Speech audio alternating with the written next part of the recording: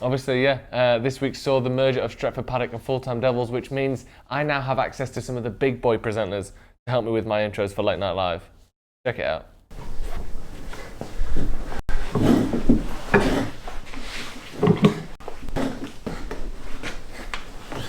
Hello.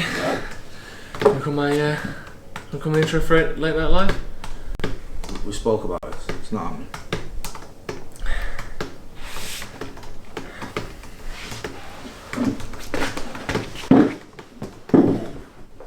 Hello everyone, my name is Stephen Howson. Welcome back to the channel. This is 5 things that we learned watching Manchester United beat Aston Villa at Villa Park in the... Thanks for coming on my intro for Late Night Live. Every time I try and do a video, you're here mithering me, you bean-loving, bead-wearing, yogurt-loving bellend.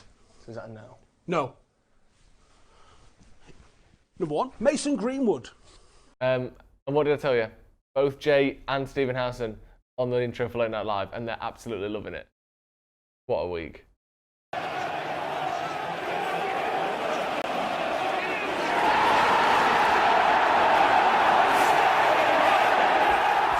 Hello and welcome to Late Night Live. This is the Friday night show where we go over all the week's news as well as any breaking football news and a few of the more weird newses in the week as well.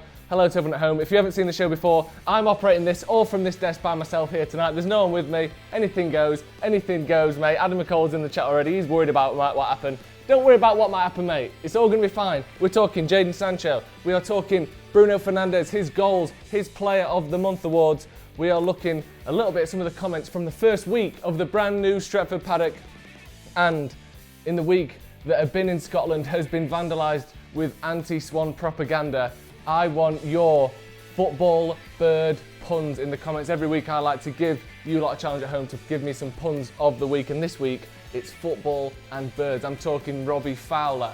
I'm talking Swanald Coo man. Get it? Swan and coo, because birds coo.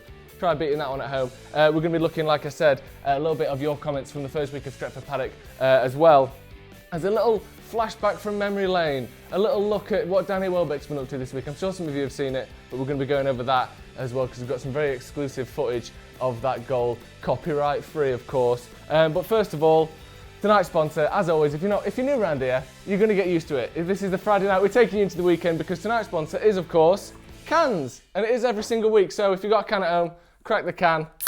Oh, let's have it, boys. Cheers. Cheers for having me. Right, here we go. Oh, how are we all doing, boys? I'm doing very well, actually. First bit of news today. How's everyone doing in the comments? Robin Van Persie speaks for itself, doesn't it? First bit of news today, we are looking at Jadon Sancho. Ooh, we all know Jadon Sancho, don't we? We all love Jadon Sancho. If there's any of you at home who are sat watching this show thinking, what the fuck? Well, I have to tell you it's coming every week, so get used to it. Absolutely get used to it. And yes, you may be thinking, what the fuck? But you're going to have to get used to that, because we love it. Right, first story, Jadon Sancho. There he is, look, in his new kit that looks like a training kit and no one can deny it. No one can say that that does not look like a training kit. David Peckham. That's good, because birds like to peck at ham, don't they? This one is coming from the Standard. Borussia Dortmund are drawing up plans should Jadon Sancho leave for Manchester United this summer. Now, this follows the news in recent days from Fabrizio Romano, where he's been saying that Manchester United have a deal agreed in principle, which in principle, who knows what that means? Is that a gentleman's agreement? Is that a bit under the table? Is that one of them? One of them? Deal in principle is just another word for, it's not done, but I'll pretend it's done. In recent days, we've seen Fabrizio Romano saying that a deal for Jadon Sancho will be no problem at all once we can get an agreement on the money. There's also been stories in recent days that Dortmund have softened their asking price from 130 million euros down to around 90 million euros. And now it looks as though they are planning their replacement for Jadon Sancho. Sancho is top of Man United's wanted list this summer, but the clubs remain some way apart on transfer fee. The clubs are set for a standoff with Dortmund, adamant they want at least £100 million, while the Old Trafford hierarchy are reluctant to spend above 60 to 70 million on any single target. Well, they said it was 50 million a few days ago. 50, wait, let's do it the other way around. 70 minus 50, so that's what they're saying we'll spend now. 50 is what they said we'll spend before. If they're consistent, it should equal 0 this. 70 minus 50, 20. Inconsistent, rubbish. Sancho has reported already agreed personal terms with United.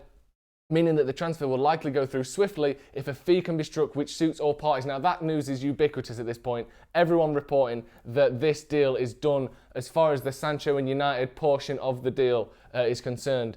That's like the next step. We've taken that step now. Every sort of week or two, this deal takes another step forward, where all the journalists are willing to admit one more thing about it. To start with, it was, we'll all admit that United want Sancho. And then the next bit was, we'll all admit that Sancho would be willing to come to United. And then the next one was, we'll all admit that Dortmund are willing to sell Sancho. And now, everyone's willing to just take that next step forward. There's so much Sancho transfer saga behind us. The final step that has been taken across the journalistic spectrum is that Dortmund, are the only thing standing in the way of this deal. The final step so far has been Jadon Sancho will sign for Manchester United if the deal is agreed.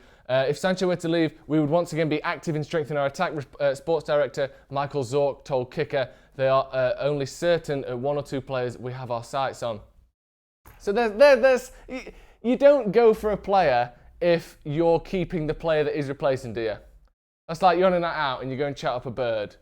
And you're like, well, I have got a girlfriend. You shouldn't do it. You shouldn't do it. You shouldn't be chatting up other girls if you've already got a girlfriend at home. And that's what Jadon Sancho is. That's what Jadon Sancho is for Dortmund. They shouldn't be chatting up other players if they've got Jadon Sancho at home. But maybe they don't have Jadon Sancho at home because they are expecting to sell. We've had a super chat, and this is from Jamie Edgerton. He just says, cash. Didn't even put a message. So thank you very much, Jamie. Sancho will come to United. Cam says, Wagwan Brethrens. Hi, Cam, yeah. I didn't like saying that. That's why my mouth stopped me from saying it. Keep up the football bird puns. Ian Thrush, very good. Marcus Thrushford, yeah, very good. Jason Pigeon instead of Jason Punchin. It works and it doesn't work in equal measure. Jadon Sancho then, it's just a matter of time for this one, isn't it? Do we think that we're going to have to wait till the season ends before he comes over? Do we think that's what the hold-up is at this point? Because why can't this deal be done? Dortmund have got no more games to play. We've got loads of games to play. It would be nice, a final confidence booster to this side with Jadon Sancho slipping in under the door, walking into the change rooms, having the tour. Imagine that. We've got our quarter-final against FC Copenhagen in the Europa League coming up, assuming we win, assuming they win. And just before, we're just going to let this young lad who wants to come through and have a tour of the stadium because he's going to be playing here next year.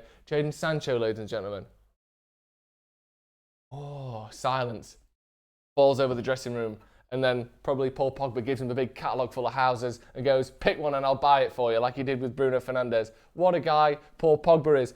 Speaking of Bruno Fernandez, we'll get on to him winning all the Goal of the Month awards very soon. But before that, people who are new to Stretford Paddock or people who've been watching Stretford Paddock in the last week will have seen a lot of new videos. We've put a lot of content out, a lot of matchday stuff, a lot of news. And in this news, we've seen a multitude of presenters. I've presented a few and Jay's presented a couple. But one thing that seems to have stood out amongst Jay's videos specifically, and I'm going to bring him up here. I've picked a nice flattering picture. Sorry, let me just bring this one up. Here's Jay there. A lovely flattering picture there of Jay. But in the comments, you'll all have noticed, or it seems you've all noticed, one thing. David De Gea. There's only one David De Gea. Start a David De Gea drinking game. De Gea, never heard of him. You can't get it out of your heads. And that's apparently because Jay is saying the word David De Gea wrong. Again, I didn't notice this. I personally hadn't noticed it. But let's just have a listen and see if you can notice exactly what people are talking about here. It's just how I say it. Not that one. Not that one. This one. Especially if we're keeping clean sheets like we did last night against Aston Villa. And a big part of that reason is David De Gea. Now, David De Gea's had a little bit of criticism. Now you mention it. It's pretty obvious, isn't it? Let's say that one more time. Oh, wait. Here's a rebuttal that I got earlier from Jay, by the way. This is my journalistic integrity. I gave Jay a chance to respond to the rumours that he is saying David De Gea incorrectly. Let's hear it one more time. David De Gea. Something not right there, is there? Here was his response. It's just how I say it. Just how he says it. As simple as that. It's just how he says it. Now get off his back. We're trying to produce good videos here where people are allowed to say words in the way that they want to. They're allowed their own pronunciations of things. And if Jay wants to say De Gea, just like this, David De Gea. he should be allowed to. And I won't hear any more about it. But keep your comments in. I'm going to come to those every single week. A little review of the week, a little look at what you've been saying in the comments here at Stretford Paddock. Let's move on to our second story then. Second proper story today, and this one is Bruno Fernandez has picked up all of the awards this month. It's as simple as that. You thought he couldn't win any more. He couldn't look any better. He has. Bruno Fernandez has won the Premier League Goal of the Month and the Premier League Football Player of the Month. And he's the first person to win both awards at the same time. Now, that's a stunning statistic to me. Now, it does say he's the first player to win the EA Sports Player of the Month and Bud Football Goal of the Month awards concurrently. Does that mean it has to have been those two specific sponsors when they won it? Because if it does, then that probably rules out about 20 years worth of Premier League football that we're not allowed to involve because they weren't both the specific sponsors of those trophies at any given time. But I don't care. All I care is that Bruno Fernandez has scored the best goal of the month, his goal against Bournemouth, that lovely counter-attacking goal, I'm sure you're all aware of it, and he was the best player. And he was the best player. He's Man United's best player, or one of United's best players, and that's probably the best thing about it. He's not definitely even our best player. He's not definitely even our best player. Viv in the comment says, Joe, can you read this comment, please? No, absolutely not, and don't ask me again. Troy Parrott in the comments again, we are getting your football bird puns because we've got a bit of news coming up about a bin that has been defaced with some anti-Swan messaging in Edinburgh. Football bird puns, keep them coming. Bruno's on fire. Bruno is on fire. Hope he's got a lovely big fireplace to put them on. Thank you, Michael. I'm sure he has, if he wants one. He's on enough money to have whatever he wants, isn't he? Although he is driving into work in a Mini, but I think that's a rental. So, you know, give him a bit of credit. He's coming in, he's picking something that's good for the environment. He's picking a lovely small car to come into work in. And he doesn't have to do that. If he wanted to, he could come into work on just a big generator on wheels. Just pour diesel in it, come in a generator, destroy the planet, but he doesn't. He comes in a lovely mini car. Schofferhofer again tonight. Lovely. Chris Eagles, Raven Morrison. Someone said, Van, you turn water into wind. I don't think you've read the Bible, mate. I don't think Reese Platt has read the Bible there, because Jesus did not turn water into wind, my friend. That is what the sea does, actually. It's the motion of the waves from the moon that cause wind. So maybe Jesus did turn water into wind, if you believe that Jesus is God and that God created the heavens and the earth, because that is the mechanism by which wind works. So actually, Reese, I thought you were being a bit silly. I take it back. Jesus can turn water into wind. Quite brilliant turn of phrase there from you, Reese, and you've caught me off guard. I said you were wrong and you were right. So, again, I'm just going to write that down. I was wrong. Cheers, mate. Bloody hell. Right, next story. This is a good one. You're going to like this one. This is coming out of Edinburgh. A place known for its comedy, known for its art festival, not known for its football teams, admittedly. As Stephen Howson likes to point out, none of the major European capitals, except Madrid and maybe some others, have very successful football teams, which is weird, isn't it? London, of course, being another example of ones that do. But generally speaking, they don't, you know, the best football teams in the country don't usually come from the capital cities. The most successful teams, that is. And even if you take London into account, still not as successful as Liverpool and Man United. Not Liverpool, why did I say them first? Man United. Let's get into this then. Edinburgh, again, like I said, it's known for its culture. It's known for its, attitude to all things great and small. It would never usually discriminate against anything, but there has been a horrific attack on one of our great nation's most gracious and glorious birds, the swan. Manky swans, can he read? Sprayed, look at that. Hideous graffiti, sprayed on the side of a bin there. Absolutely awful business. Manky swans, can he read? And you think that's the end of it, but the problem with bins is, and I've always said this, they've got 4 sides. And on the other side it said this, posh duck, but you still eat the dirty bread. Now, I think this may be a gluten-intolerant mallard that has sprayed this propaganda on here. Someone who's had their bread pinched off them far too many times for their liking. Posh duck, but you still eat the dirty bread. Yeah, and they do. If you feed breads to a swan, it will eat it. And the best thing about a swan, because of the long neck, you can just feed them a whole baguette and they'll eat that. Just pop the whole baguette down the neck, and it can use it as an internal neck brace. That is the great thing about a Swan. And finally, now, you think this is a victimless crime. We're all looking at this thinking, oh, laugh it up, the Scots are having a laugh again, and they are, but you think this is a victimless crime? Think again, mate. He should not have to see that, or she, I can't tell. Can't tell without having it in front of me, but she should not have to see that, but she does. That Swan's probably got kids, and he's reading something that probably says, you've got webbed feet and a bad attitude or something on the fourth side. We didn't even see that. Only 3 pictures there. Awful. Keep your football bird puns coming in. Manky Swan. Dirty Swans can he read?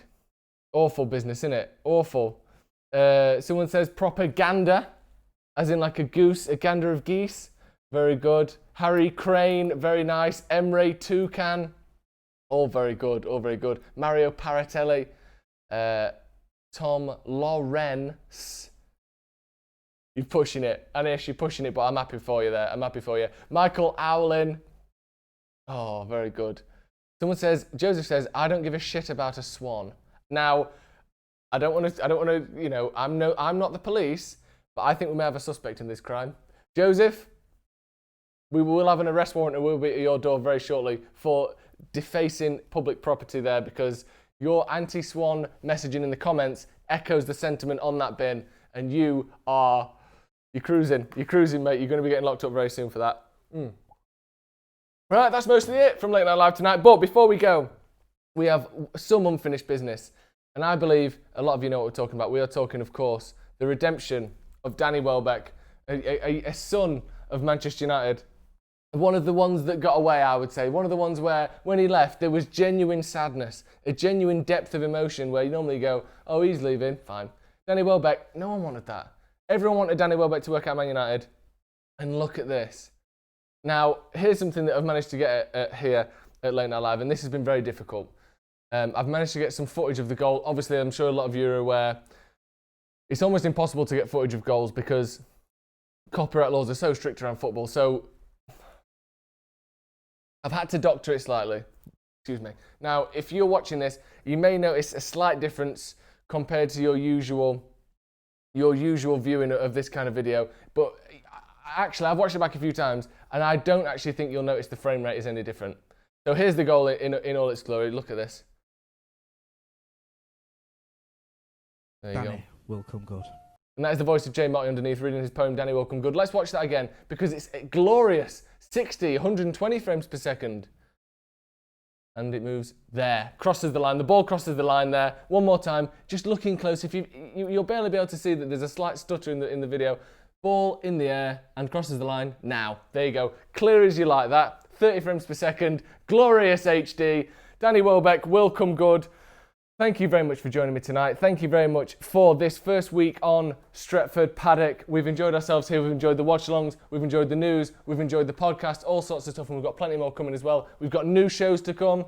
We've got exciting things you can all look forward to. And tomorrow, we've got the first transfer review back on this here Stretford Paddock. A few of you have noticed there was a bit of a frame rate in the Danny Welbeck footage there, which is slightly upsetting because I really thought that I'd managed to mask over it, but I guess I hadn't. Thank you very much for joining me, like I said, tonight on Stretford Paddock. I'm going to be back every single Friday, bringing you all the latest news, all the breaking transfer news. Someone said Aaron Swan Bissaka, and to play us out, Andrei Toucan Chelskis.